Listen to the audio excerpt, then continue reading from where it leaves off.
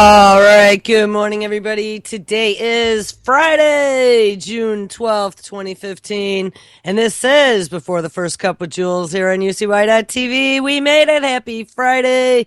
It is 67 degrees, very overcast, and it looks like we're going to get some pretty mega storms today.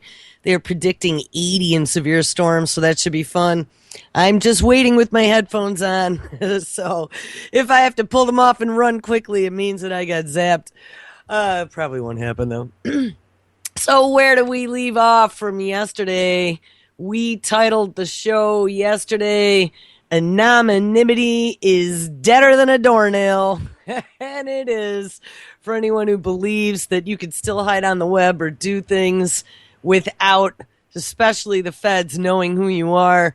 I mean, it's never been anonymous in the past, but they didn't necessarily exercise their rights to find out who you are. But we read a couple stories right toward, well, actually, we did a whole bunch of the show on it, but we did a couple stories toward the end that actually looked at Reason.com and some comments that were made to the Ross Albright story with him being convicted to life in prison with no parole, and someone had put not threats, but let's say trolly comments about the judge in the comment section to the story, and now they are subpoenaing Reason.com for the IP information, and they want to track those people down, threatening a judge, quote unquote, threatening a judge carries with it a sentence of up to 10 years in federal prison. So it will be interesting because, remember, anything that goes through the court sets precedent,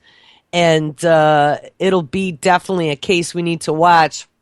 So there's a whole bunch of stuff that happened overnight, which always happens, and a lot of these stories are updates to stuff we've been talking about for the last week or two. One that we talked about yesterday and we've been pounding on for a while is how we have all of these agencies that we're paying bazillions of our tax dollars to keep us safe. And of course, none of them are keeping us safe. The newest one was about the federal hack into the personnel department of the federal government. The original story had come out and said that hackers, and of course, remember now, just like ISIS and pathogens that are going to kill you, we now have hackers under every bed as well. Oh my God, it's getting crowded. Yes. So we have all these hacks. And I think last week, wasn't it, the IRS got hacked? And the week before that, wasn't it like Social Security? I don't know. It's like all these agencies are being hacked. So I guess all of the bazillions of tax dollars that these feds spent on their IT infrastructure was just a waste of space as well. We also found out, I haven't seen any updates on that anthrax story, but I didn't look yesterday. All that anthrax being shipped globally over the last who the hell knows how many years that never was properly deactivated by the DOD. And before that, the CDC. We found out that DOD employees between 2013 and 2014 blew, was it $1 million or $1 billion? I think it might have been $1 million. Couldn't have been $1 billion. Though, you know, we toss billions around like they're nothing. I think it was $1 million on porn, strippers. Actually, it was strippers and gambling. So your tax dollars at work. At the very end of the show yesterday, though, we ended it with Obama coming out saying that cyber attack attempts will accelerate. Of course they will. Be afraid, be very afraid, as the FCC took control of the internet this year. Cyber attacks are everywhere. And don't think, of course, that this doesn't have an agenda, because of course it does. Anonymity will be gone. Federal control of everything you do, everything you say, and pre-crime. We looked at Google and their new Google Knowledge Library, or whatever they were calling it. We're going to go back to looking at Google today because it's all a part of the same machine. Though it doesn't seem like it, You're starting to see the puzzle pieces get closer and closer together, and it completely makes sense. Here, let's listen. We only listened to the first 5 seconds of Obama with his cyber attack attempts accelerating. Let's hear that whole clip, and then we'll continue from there as to the newest news with the federal breach. We have known for a long time that there are significant vulnerabilities and that these vulnerabilities are going to accelerate as time goes by. Both. What, like having Windows XP on all the banking computers right as Microsoft discontinues all support for it? In systems within government and within the private sector. And how convenient that Obama just inked, I don't even remember if it was an executive order, executive action, a bill, what the hell it was, but there was something a month or two ago where he inked it that pretty much, and it was some acronym, CISPA, was it? I don't know. We'll have to look that one up. I don't freaking remember. There's just so many, and they come so fast. But he inked something like a month or two ago that said, yes, private and federal partnership is the way this is going to go. It was right as our Microsoft Cyber Patrol Center is ramping up, and they're chomping at the bit. We're going to get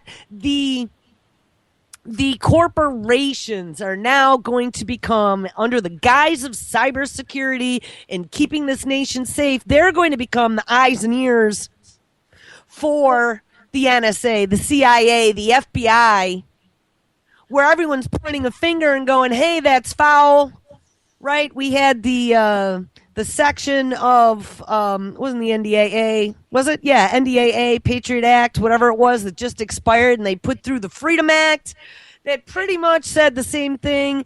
You know what? It's just moving now the onus from the alphabet agencies to the corporation. So as you heard him say, it's not just going to be federal. Here, we'll play that one more time. It's both federal and corporate.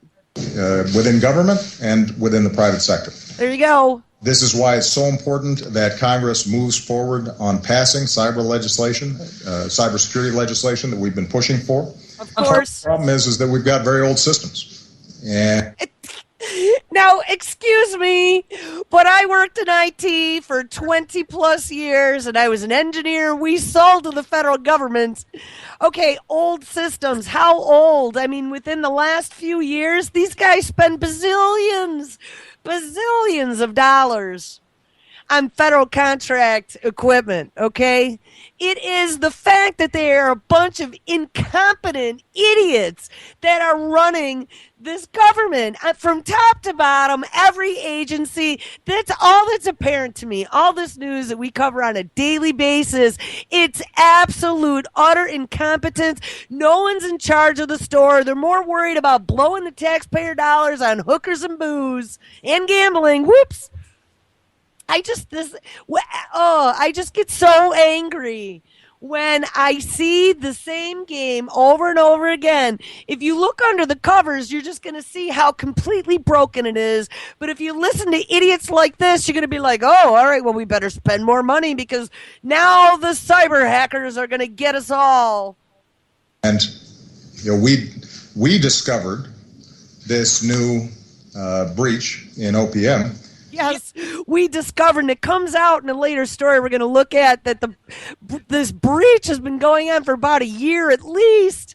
Precisely because we've initiated this process of inventorying and upgrading these old systems to address existing vulnerabilities. Yeah, you know what they did, if you remember correctly, and I think I even did a story on it, all of the tech giants, right when Obamacare debacle was happening, remember when that whole website bombed and they found out she stole code and that chick that was in charge of it lost her job over it, right? But they rolled it all out anyway. And all the tech giants met at the White House. And I remember I called that out very particularly, and I did a story on Antimedia about it because I was like, what? Why on earth? I mean, I've been in this industry since it first started. I don't ever remember A public meeting with all the CEOs and the big boys from all the big tech companies meeting with Obama at the White House. And that, I mean, any president, any sitting president. Tech, we were the underbelly, okay? Tech was never seen as important. And when he brought them all to the White House, and then he hits up one of the Microsoft guys to maybe like give him a hand on fixing the Obamacare debacle, which, by the way, you haven't heard anything about at all in the last what? Close to a year? I don't think I've heard squat on that as to where any of that's going. This is just unbelievable. All right, I'm going to stop and we'll play the rest of this. And what we are doing is going agency by agency and figuring out what can we fix with better practices and better computer hygiene by personnel. Wonder who he's got in there, which tech agency. Wonder if it's Microsoft that's working directly. Probably Microsoft, Cisco, I would think. I don't know who they're even using for PCs anymore. The feds all used IBM ThinkPads and IBM computers. They were all on federal contract. That's what we used to sell them. And you know, it's interesting too because Lenovo, which I believe is a Chinese company, purchased the IBM desktop portion of the business. And there was question way back when saying, you know, maybe we shouldn't be using now Chinese origin products. And I thought that was a rule. I thought the feds had to actually buy American made products with tax dollars. And then there was some question, well, transistors are made all over the world, so maybe they found a loophole. But I'd be very interested as to what manufacturers' desktops are being purchased right now. This is going to be a big project, and we're going to have to keep on doing it because both state and non-state actors are sending everything they've got at trying to breach these systems. And he's talking about state and non-state, not like United States states. He's talking about state as in government-sponsored hackers, Russia, China. I think this newest one they're trying to blame on China again, which is possible. China probably has a lot of smart hackers out there, and I'm sure they're snagging as much information as they can as we put sanctions against Russia and start screwing with all these other countries. I'm sure that that's a way to give them a big middle finger, F you. But on the other hand, and non-state, of course, would be groups like quote unquote anonymous and little Johnny Hacker in Ukraine or Latvia, Bavaria. You know, we actually had our own. I think he was a Latvian hacker way back when I had my own division and ran the web division of a company. That was where our little Romanian, maybe that's where he was, the little Romanian hacker that we caught. We didn't catch him, but we gave him a hard time for the entire weekend. He was trying to hack our systems. We thwarted his every step. It was pretty great. But anyway, you know, he's saying we're going department by department and we're looking at all this. What? As each one gets hacked, I mean, they're like picking off federal departments with hacks on a weekly basis here. We're going to have to be much more aggressive, much more attentive than we have been. And this problem is not going to go away. It is. And does it make you feel safe that the military, the DOD, and DARPA are all working on these autonomous unmanned aerial vehicles with explosive and incendiary devices to detect and kill from the sky? It sure makes me feel safe. So we have all these vulnerabilities and all this old equipment, yet you're spending bazillions of dollars on all this crazy, like, take over the world freaking technology. Yeah, you're telling me that your base systems are holier than thou? Going to accelerate. And that means that we have to be as nimble, as aggressive, and as well resourced as those who are trying to break into these systems. Yes. Nimble. Oh my God. Who wrote that speech? So anyway, Obama says cyber attacks are going to accelerate, so look out, people, because clampdown is coming. Didn't, what was her name? Manet Napolitano. She was warning about attacks on the infrastructure, power infrastructure grids, the electrical plants, the nuclear reactors, and they were going to be upgrading all those SCADA systems. I haven't seen anything about any upgrades there, so it'll be interesting what the next apocalyptic attack that's coming in our future is going to be, because don't think that they're not setting that shit up, because they most certainly are. But I think it is way more than hack attack. We're going to see some pretty nasty stuff coming. All right, let me go forward here. Here's one that came out. So that was from this morning. Here's one that came out yesterday from ABC News, and I don't think there's a clip here. There's just a story. Um, the Office of Personnel Management, this federal office, is far deeper than publicly acknowledged, and it went undetected. Yes, it did, for more than a year, say sources. The massive attack. Oh, wait, there may be a video. Up, stop. It is the press secretary. I don't even know his name. There's been so many of them in this administration, but here he comes out and he talks about it. We are concerned that this could, again, based on an early review of what's transpired, could potentially have affected more than 4 million federal employees. Yeah, now 4 million was the original story. Just wait, it gets way better. We've also been blunt about the fact that we know that the Office of Personnel Management maintains sensitive data and sensitive information about federal employees. It's, again, the precise scope of how much and what type of data has been exfiltrated is something that, again, continues to be investigated. There are certain elements. Wait, didn't we just hear this in the DOD press conference? It's continuing to be investigated. It's going to get bigger. Now, originally, it was just 4 million, up to 4 million, and Social Security numbers, just like it was only, I don't even remember the numbers, 19 labs in the United States, and it turned into like 56 labs in 4 countries, and it's going to get bigger. The investigation that we are reluctant to talk about publicly, because the disclosure of some pieces of information could inhibit the ongoing investigation. And so I think we certainly are being cautious in terms of what information we are communicating, but we've also been pretty direct about living up to our commitment to make sure that we're communicating directly with those that need to be notified about a potential breach of their sensitive data. Wow. And I heard a story this morning that said that there's a bunch of people that they can't identify. I don't know. I'm assuming from the context of the story was almost like they had left employment a long time ago, and whether they moved and now they can't find them or whatever. But this is the feds. Shouldn't the feds be able to find anyone, especially a former employee? Shouldn't you be keeping tabs on people that worked for the federal government? These people, I mean, it is like the comedy of errors here, and it gets just so disgustingly bad. These people are a bunch of buffoons. And this is walking a fine line. I would acknowledge that as well.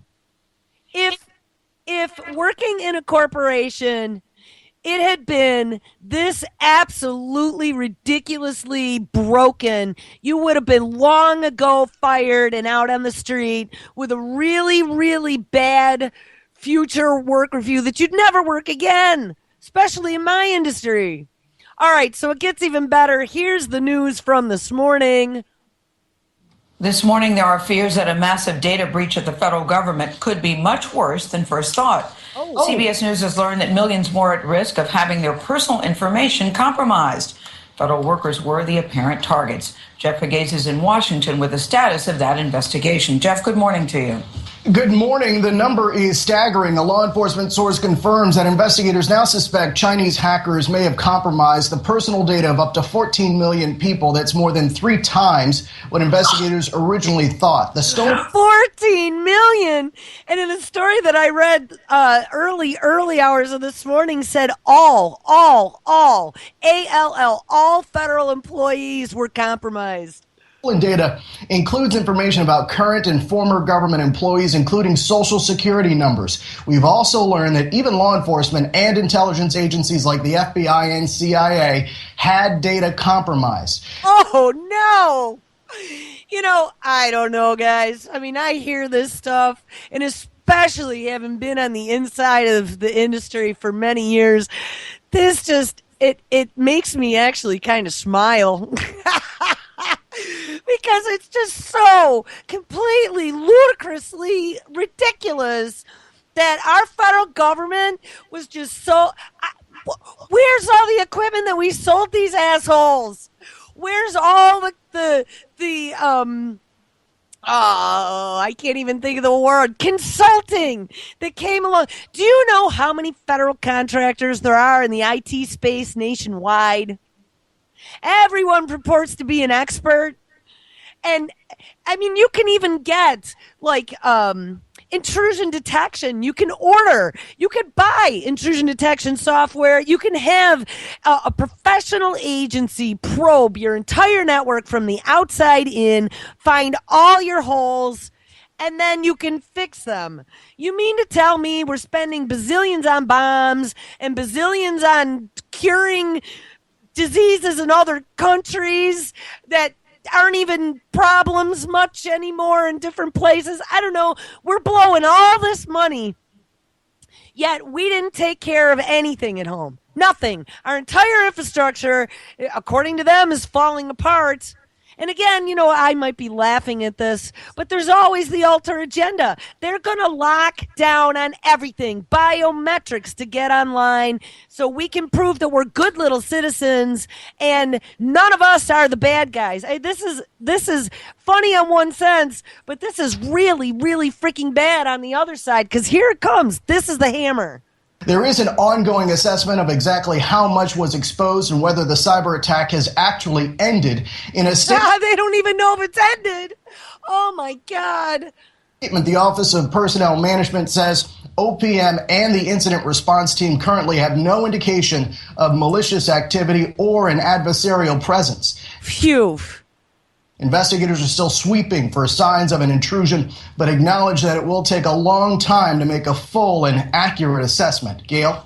Now, here's the other question. So, all right, this is all federal employees who've been compromised, and whatever private information that they didn't want to necessarily tell you beyond Social Security number was taken has been taken, apparently.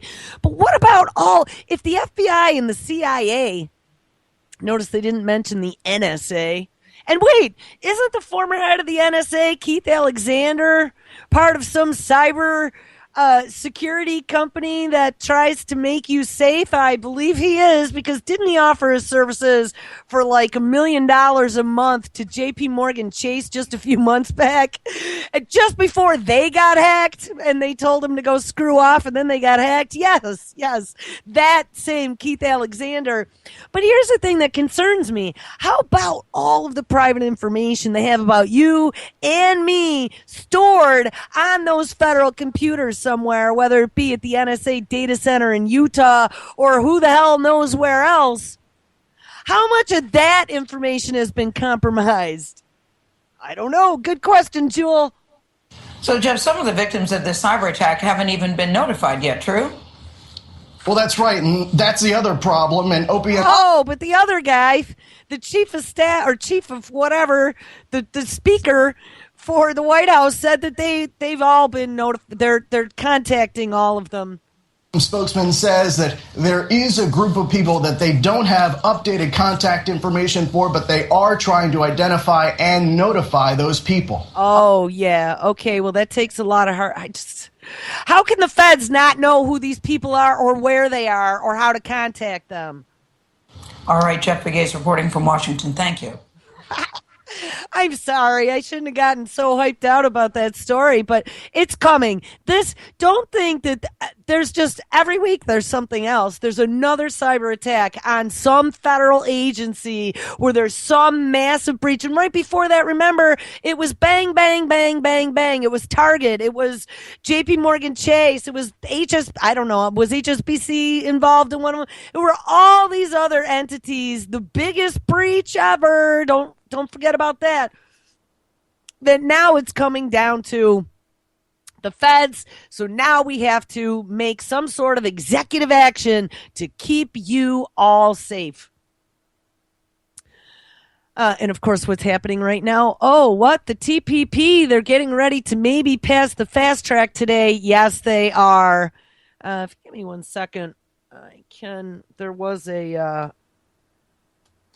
I just had to remember what page I put it on. There was a story just before I went on air that came out of RT. Here we go. And here's the best part. The Republicans are the ones that are backing this fast tracking on TPP. And they're like, what? Why would they be backing the Democratic president? Not that any party has any meaning of anything anymore, but just remember the Republicans are all very well invested in these international corporations and screwing you to make their dollars on the stock market. So of course, they would be the ones backing. I'm sure the Democrats are too, but I'm sure that the Republicans have more than the Republicans have more skin in the game just because they purport themselves to be the rich guys with all the connections. With friends like these, who needs enemies? Republicans are on the Hill backing President Obama on the Trans-Pacific Partnership, while his own party, by and large, are dissenters on the bill.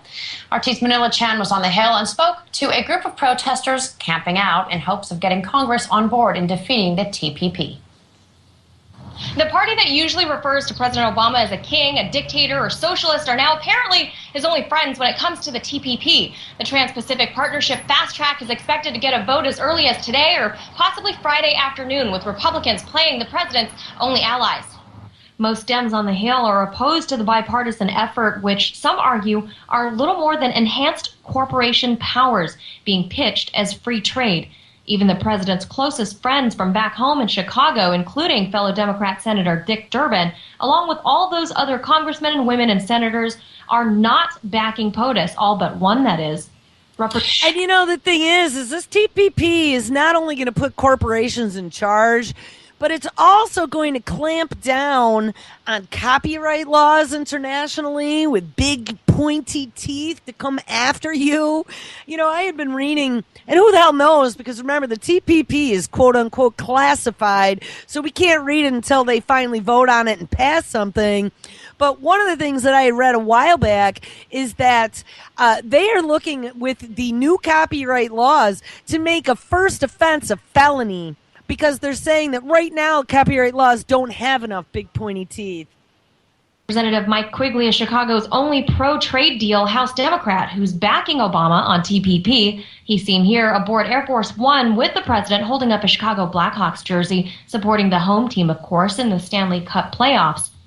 Besides Elizabeth Warren, who's been a staunch opponent to the bill, now Democratic presidential candidate Bernie Sanders is joining in on the debate, calling the president out on this secretive deal, which portions have been leaked to the press, all of which are unconfirmed. Sanders put out this top 10 list of why the TPP is bad for America and must be defeated, calling it a race to the bottom. In it, he cites things like outsourcing tens of thousands of jobs, allowing corporations to challenge our laws, food safety standards dropping, and something that affects everyone, the cost of health care would be impacted. Yeah, you know, corporations being able to sue, jobs getting sucked out, also not putting country of origin on your food or having to put all the ingredients is definitely a concern. There was a little blurb here, though, that I thought she was going to read, and she didn't. It says on the screen, prescription drug prices will also increase, which we read about that the one day. Access to life-saving drugs will decrease, and that was the pharmaceutical companies trying to deny generic drugs for 20 years, I thought it was, instead of whatever it is now. But they want only life-saving drugs to get in the hands of rich people is pretty much what it came down to. And the profits, this says, in the profits of drug companies will go up. Well, of course, the biopharma institution is running the show right now. And we're going to look at some of that as well. It says big pharmaceutical companies are working hard to ensure that the TPP extends the monopolies they have for prescription drugs, extending their patents, which currently can last 20 years or more. So, yeah, it was 20 years. I mean, this is pretty bad shit. So with all this other distraction going on, we are getting cyber attacked left, right, and sideways by these countries that are a part of the axis of evil. Of course, today it was China, tomorrow it'll be Iran, and the next day it'll be Russia. All right, so speaking of biopharmaceuticals, we've been talking about the DOD and this whole anthrax debacle and it getting bigger every day and them shipping the shit out for 10, 15, 20, who the hell knows how many years, using a faulty method that never killed it appropriately. And how, interestingly enough, there was a story from a year ago that we looked at from the CDC doing the same thing. Well, I dug up an article yesterday that was about that original CDC story, and I can't even believe that the conclusion the CDC came to a year ago was exactly the conclusion that they're coming to now with this whole DOD debacle, that the anthrax was never properly killed. I mean, they knew that already a year ago, but there were never any changes made. So now this is a whole brand new issue, but it really isn't. So here comes a story on the heels of all this. And we saw a story about North Korea last week, where North Korea was accusing the United States of using all of these never before seen germs that are out there. And that was in regards to this big MERS outbreak now that's going on in South Korea. North Korea was saying that the United States was actually trying to surround it with bioterror pathogens. Well, check this out. So a story comes out of RT yesterday about something Russia is claiming. Russia's claiming that the U.S. is encircling Russia with bioweapons labs and covertly spreading them, per the Russian foreign minister. Ding, ding. Now there's two countries coming out and accusing us of the very same thing.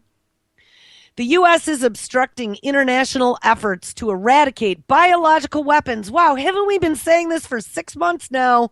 That's what it absolutely seems like to me. And when we dug into the history of bioweapons and our supposed quote-unquote ending of the bioweapons program between 69 and 72 by Richard Nixon, and going on the defensive by creating vaccines, that we never really ended anything.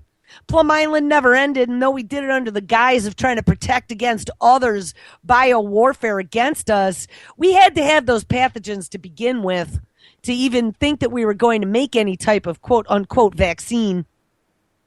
And I accuse them, and many others have accused them, of never ending the program. Just take a look at things like as Lyme and all these new, like we've seen, these tick-borne viruses with no cure. And oh, by the way, they kill you, and they're spreading rapidly through the woods. Never before seen, though. We don't know where they came from. Anyway, back to the story.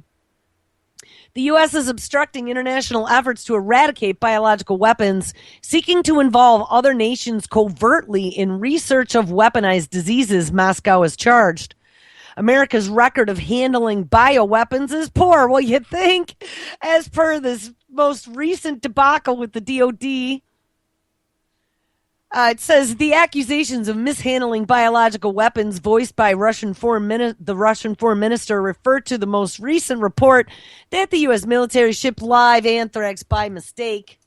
Last week, the Pentagon admitted sending samples of the highly dangerous disease to at least 51 labs in 17 states and 3 foreign countries, and I believe that's gone up. I thought it was 64 labs, and now 4 foreign countries, Canada, Australia, South Korea, and the UK.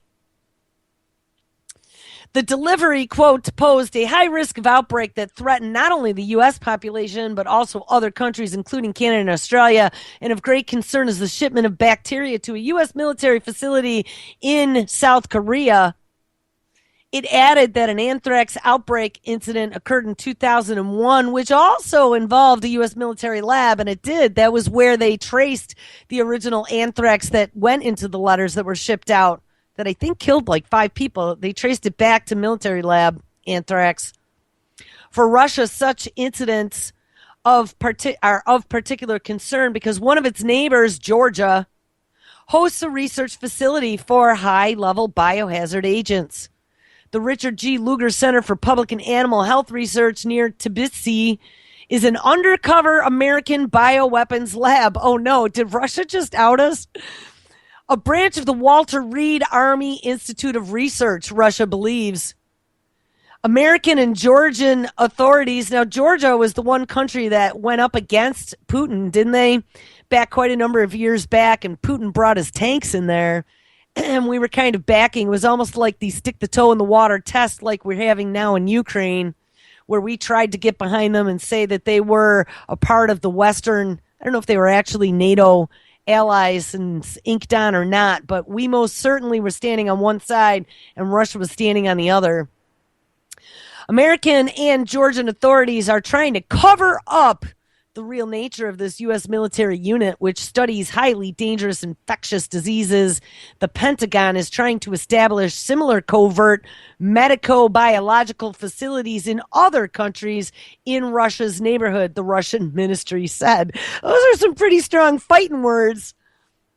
Moscow says that the U.S. is de facto derailing international efforts under the Biological and Toxin Weapons Convention, a 1972 international treaty aimed at eradicating biological weapons worldwide. Yes, that's the treaty that Nixon was signatory to. Quote, the U.S. administration is obviously not interested in strengthening this convention. It's known that in 2001, the U.S. unilaterally torpedoed multinational talks in Geneva to work on a verification mechanism for the BWTC, which is the Biological and Toxin Weapons Convention, and have since obstructed their restart. So we have not been in talks since 2001, apparently. Decades of international efforts to strengthen the convention were derailed, the statement said. The Russian Foreign Ministry's indictment comes amid a wider list of accusations against the U.S. over what Moscow sees as an American violation of various international agreements dealing with weapons control, non-proliferation, and disarmament. And, don't forget that RT News is sponsored by the Kremlin directly, so a lot of their money comes direct from Putin's own budget. So remember, they're always working reverse propaganda. But on the other hand, RT News also exposes a lot of the bullshit that they don't want us to know about here. So take it for what it is. I do appreciate the fact that they come out with scathing stuff like this at times, because this is exactly what we've been saying, and it kind of proves to me that we're not actually lunatics, as our friends and family call us, that we've actually been onto something for a long time. And if you take a look at, Saudi Arabia now thinks that for bombing being our little tinker toys and running to bomb Yemen because we told them to, that Saudi Arabia is now going to get their hands on nuclear weapons, that's not stopping non-proliferation? Or allowing Israel to have nuclear weapons but not be part of the non-proliferation agreement? That's not non-proliferation. Or what about Pakistan? Pakistan developed their own nuclear weapons, but they never inked any of the non-proliferation agreement either. Or allowing India now to get uranium from Australia after they'd been banned for many, many years. Hey, why not start the Cold War in Central Asia and the Middle East, pointing nuclear weapons at each other? Maybe they'll just hang themselves and blow each other up. I mean, come on. So I have to say, in that case, Russia's absolutely right in their accusations. All right, back to the story, last paragraph. This statement came in response to a U.S. annual report on the issue, which accused Russia of various wrongdoings. Moscow, so you know what? We accuse them of a bunch of stuff, and Russia comes back and goes, zingo! We're going to give it right back to you. Moscow considers such reports, quote, megaphone diplomacy, unquote, and such tactics aren't aimed at resolving any differences. No, they're absolutely right. But instead supports America's pretense to be the ultimate judge of other nations' behaviors, the ministry said. I think, didn't Ahmadinejad do a very similar thing back when we were accusing him of being the axis of evil and creating nuclear weapons over there? And Ahmadinejad came out and made some comment during his speech saying, yeah, 9/11 was an inside job. It was awesome.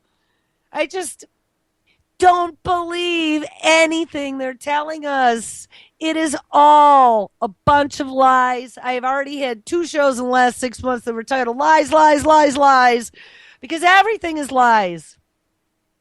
all manufactured, alter reality, and people just eat it up like it's a dopamine producing, I don't know, high fructose corn syrup.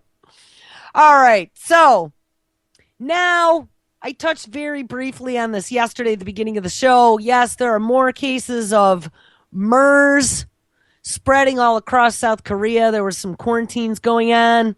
The WHO is also warning that Ebola is rising again in 2 African states. So now that these biotech companies, probably 6 of them, I believe, 6 or 7, all have vaccines that are all starting human trials, now they're getting ready to go to market. So now's the time to kick that Ebola back up again and get people lining up. I see now, too, there was a story that came out yesterday about California lawmakers. It's really getting through the legislative process now about them pushing mandatory vaccinations. And just as I say this, oh, looky, Skype browser, everything goes blank and locks. Hold on, let's try this again. Oh, this web page is not available. Oh, well, you know what? It happens every day when I say certain words, and I think I said Iran one too many times, or bioterror today. So hold on, we'll have to go to the other machine that is not polluted. One more time. Come on. Come on, baby. Come on. All right, here we go. California lawmakers proposing stricter immunization laws. Wow.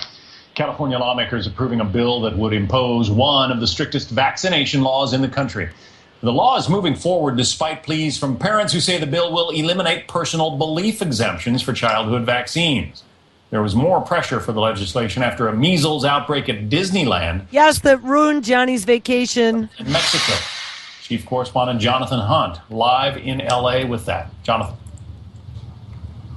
John, yeah, California is now just one legislative step away from introducing, as you said, one of the strictest vaccination laws in the country. It would also be one of the most controversial, as evidenced by the passions on display during, before, and after the debate at the state capitol. Now, the bill will remove personal belief exemptions for all children, although it would allow some medical exemptions. Vaccination opponents say the bill, by keeping their children out of schools, effectively strips them of the right to an education. Supporters say it's more about the rights of kids to be safe from disease. Listen here.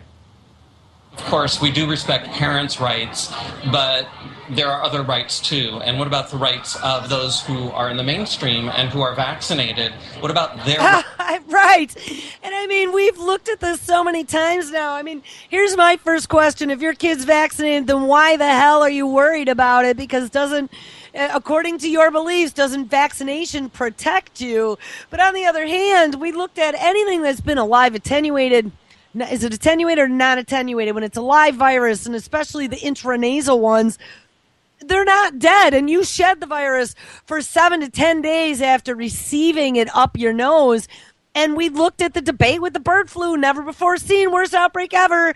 They're having this big debate even within the chicken industry, where they have a vaccination that they think is ready to rock and roll. And many of these farmers don't want it because they're saying that the vaccination could very potentially get non-vaccinated birds sick because why? That sheds the virus.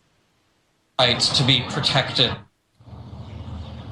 Now, the bill's backers say the recent measles outbreak at Disneyland here in California shows the need for this. Lawmakers are overreacting, and they are swearing that they will keep fighting. Listen again. The problem that gets created is subsidies aren't available. They aren't available for millions of Americans. They lose their insurance. It drives up costs in the individual market. To solve that problem... Entirely wrong. The bill now goes to the state assembly for a vote, and it could, John, become law before California's kids return from their summer break. John? Yeah, we did have the wrong piece of sound there. That was played earlier in the program. We certainly did. Sylvia Burwell testifying in front of a congressional committee. Jonathan, thanks for rolling with it. Jonathan Hunt in L.A. All right. So, Jonathan, thanks for rolling with it. So just know that with all of these outbreaks going on, of course, remember they mentioned Johnny and being patient zero at Disneyland, and we're ruining all of those Disneyland vacations as the push for this mandatory vaccination bill for children. Remember, too, we had dug up that there's also a federal bill that is waiting on the plate for vote called Vaccinate All Children Act of 2015. So they are looking at doing this from a federal level. This vote in California, and a yes vote, is probably going to push that along quite well. It's always about precedent. And then there's also a standing order with doctors' offices for adults to get adults all their boosters. So don't think that this isn't, again, another big agenda that's going on.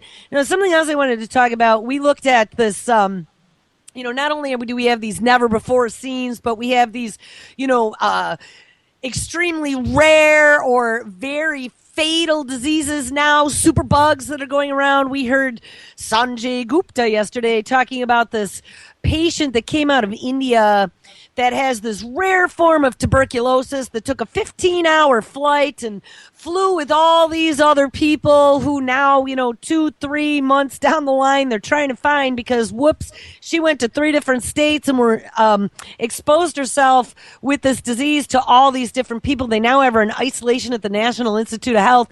And he was downplaying how communicable this is, and he made some comment about, it requires bad ventilation, and on airlines, the ventilation's good. And I was like, what? Since when is recycled air on an airline good ventilation? I mean, people just believe anything anyone tells them. Well, hold on here, because let me turn off the Skype. A story came out yesterday afternoon after I did the show, and it's almost like they must feed me these stories based upon things I've said, because here we go. Out of Discover magazine. How germy are planes? Out of the May 2015 issue. How germy are planes? Viruses and bacteria can persist on airplane surfaces for days, researchers say. And good old Gupta, who almost ended up being our Surgeon General but turned it down so he could keep his job at CNN and go fight Ebola and do brain surgery in Africa. He told us not to worry about it because because planes have great circulation. I'm going to read a little bit of this story. Misconnections and lost bags might not be your biggest worry when traveling. Researchers have found that nasty, contagious bacteria can last for days on airplane surfaces. I've always worried about just putting my head back on the headrest because, I don't know, I always see pictures of planes with those little, toilet seat things, the disposable headrest things, but I've never been on a plane that had those. They never have them, so it makes me think about lice when I'm sitting on a plane. But even worse than that, check it out. James Barbary, a pathologist at Alabama's Auburn University, and colleague Kirill Vaglenov were curious about how long bacteria could last under typical air travel conditions. They applied smears of meth-resistant Staphylococcus aureus, which is MRSA, and virulent E. coli strain O157:H7 to 6 airplane surface types, an armrest, a plastic tray table, a metal toilet seat button, a window shade, a seat pocket cloth, and leather, which were supplied to an unnamed major airline.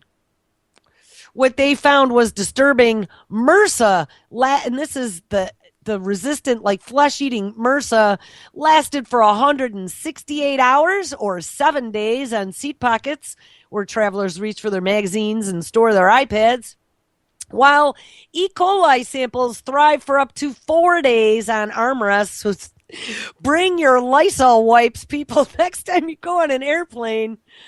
Barbary and Vaclav rubbed pigskin on the tainted surfaces to mimic contact with human flesh, and they found that less porous surfaces, the more transmissible the bug. Bacteria survived longer, however, on more porous surfaces such as seat pockets, though they were much less transmissible than those on, say, a tray table. The researchers are now performing those same tests on Streptococcus pyogenes, which causes strep throat, and they are also testing cleaning agents that might help prevent bacterial stowaways. For now, Barbary says regular hand washing is probably the best way to prevent the spread of disease. Yeah. Like every time you touch the tray table, the seat pocket, the armrest, the toilet push button, or the window shade. God. He and his wife say now take alcohol wipes. He and his wife now take alcohol wipes with them on flights. And the next time you're waiting to get on a plane, ponder this. There are no, of course, there are no federal cabin cleaning regulations. Again, nobody is keeping you safe. But hey, Dr. Sanjay Gupta said that taking a plane is safe and drug-resistant tuberculosis is not a threat. But after 2 or 3 months, we are trying to find the people that sat next to her for 15 hours. Don't worry about it. Oh, my God. I don't know, people. It's just a big failure from start to finish. I think the human race is just a big, utter failure. How did all this happen? Nobody ever thought of any of this? I mean, I could be employed all day long at a big 6-figure job just coming up with ways to get poisoned or be terrorized or, different evil plans that we should probably take a look at to make sure that they don't happen. You mean to tell me that every organization doesn't have somebody who does that? Penetration testing, that's what it's called. Put yourself into the shoes of the evildoer to figure out all the things they might want to do and then protect yourself against it. I mean, isn't that just common sense? Oh, my God. But don't worry about it because MIT News, this actually was a story dovetailing on something we looked at the other day about using flashes of light to fix the brains of Alzheimer's patients and help them retrieve memories that were thought to have been lost. Well, I talked about some of these other research projects they've been doing. Yes, it's not just to retrieve memories for the poor Alzheimer's patients, which, by the way, Alzheimer's is exploding across the population, and they're not quite sure why. They have 32 reasons why we could all be getting Alzheimer's and forgetting everything that ever meant anything to us throughout our entire lives. But hey, we have a treatment for that now.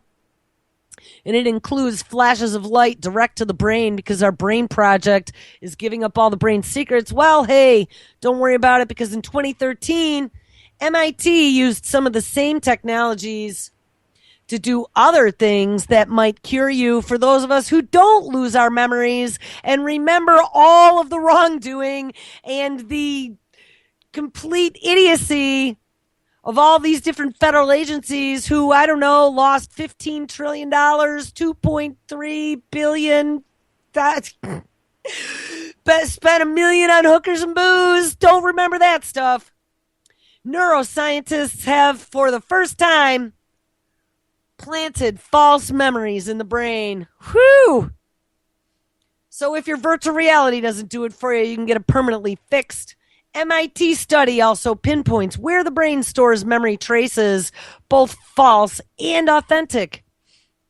The phenomenon of false memories has been well documented, and in many court cases, defendants have been found guilty based on testimony from witnesses and victims who were sure of their recollections, but DNA evidence later overturned the conviction. While in a step toward understanding how these faulty memories arise, MIT neuroscientists have shown, and yes, now it's all about trying to solve people giving false testimony, but really it's not all about that. MIT neuroscientists have shown that they can plant false memories in the brains of mice. Yes, they can implant false memories. Anyone Remember MK Ultra? This is the next step. They've also found that many of the neurological traces of these memories are identical in nature to those of authentic memories. I mean, DARPA's been doing this research for quite a number of years already. I'm sure that this MIT research is probably sprinklings of DARPA money, but there was a story back a year or two ago about DARPA having 5 or 6 different ways to not only implant false memories, but to find memories that have been hidden. Quote, whether or not a false or genuine memory, the brain's neural mechanism underlying the recall of memory is the same. The study also provides further evidence that memories are stored in networks of neurons that form memory traces for each experience that we have. Neuroscientists have long sought the location of these memory traces called engrams. Yes, and those were the same memory traces that they were working on to locate in Alzheimer's patients to unlock forgotten memories.